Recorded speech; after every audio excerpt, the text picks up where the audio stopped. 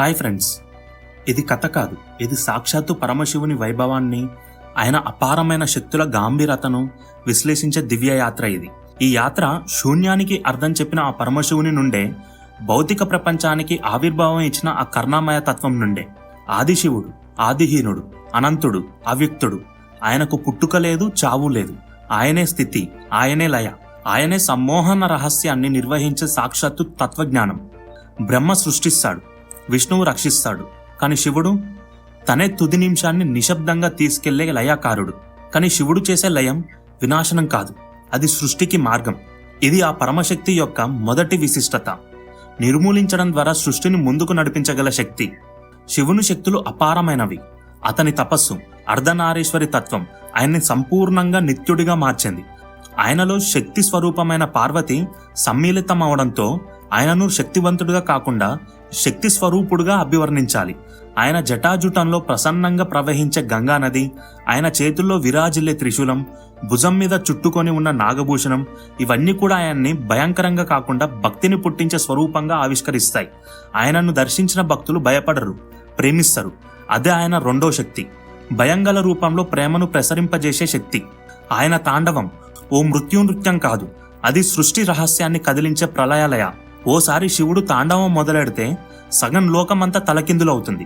కానీ అదే సమయంలో ఆ తాండవం నుంచి జన్మించే శబ్దాలు వేదాల మూలాలను తెరుస్తాయి. ఈ తాండవ నృత్యం సంస్కృతికి మూల భాగమవుతుంది. శబ్ద బ్రహ్మమే బ్రహ్మాండాన్ని నిర్మించిందంటే ఆ శబ్దాన్ని నృత్యంతో కలిపిన వాడే శివుడు. ఇది ఆయన మూడో శక్తి. తన ఆవేశాన్ని కూడా సృష్టివంతమైన రూపంలో మార్చగల నృత్యుశక్తి. ఈయన కాలాన్ని తన ఆధీనంలో పెట్టుకున్న కాలాంతకుడు. యముడికే భయపడని వాడు, మార్కండేయుని మరణాన్ని సైతం ఆపగలిగిన వాడు శివుడు. అదే ఆయన నాలుగో శక్తి, కాలాధిపత్యం, మరణాన్ని కూడా అధిగమించగల శక్తి. శివుడు ఒక యోగేశ్వరుడు. మౌనంలోనే మహోన్నతమైన శక్తిని నింపగలుగుతాడు. తనలో మహో తపస్సు గాఢంగా పారుతుంది. హిమాలయపు శిఖరాల్లో, ప్రళయ తపస్సులో, శూన్యంలో కూర్చొని ఆయన చేసే ధ్యానం లోకాన్ని నిలిపేస్తుంది. ఆయన తపస్సు అనేది లోకరక్షణ కోసం, తన కోసం కాదు. దేవుడిగా ఉండడం కంటే భక్తుడిగా ఉండగలగడం గొప్పతనమని ఆయన నిరూపించాడు. అదే ఆయన ఐదో శక్తి, తన వైభవాన్ని మరిచి లోకానికి తపస్సు ద్వారా వెలుగు ఇవ్వగల నిశ్శబ్ద శక్తి. శివుడు ద్వంద్వులకు అతీతం, మదిని బుద్ధిని అధిగమించిన తత్వం. ఆయనకు నిద్ర లేదు, ఆకలి లేదు, కోపం లేదు. కానీ తాపత్రయం ఉన్న భక్తుడు మనసుతో ప్రణామం పెట్టినప్పుడే అనుగ్రహం ప్రసరిస్తాడు. భస్మారూపంలో ఉండే శివుడు తన భస్మంతోనే భక్తుల పాపాలను శుద్ధిపరుస్తాడు. ఆయనే బోలాశంకరుడు. ఏమాత్రం తప్పును ఒప్పుగా అన్నా క్షణాల్లో అగ్నిరూపం అవుతాడు. అదే రుద్రతత్వం. కానీ అదే చేతితో అశేష భక్తుల్ని అగాధ ప్రేమతో కాపాడుతాడు. అదే శంకరతత్వం. ఇది ఆయన ఆరవ శక్తి. రౌద్రంలో దయను, దయలో నిశ్చితలతను కలగలిపిన పరిపూర్ణ స్వరూప శక్తి. ఆయన స్వర్పాలను అలంకారంగా ధరించేవాడు. పాము అంటే సామాన్యంగా మనకు భయం కలుగుతుంది, కానీ శివుడికి అది అలంకారం. అది శక్తిని సూచిస్తుంది.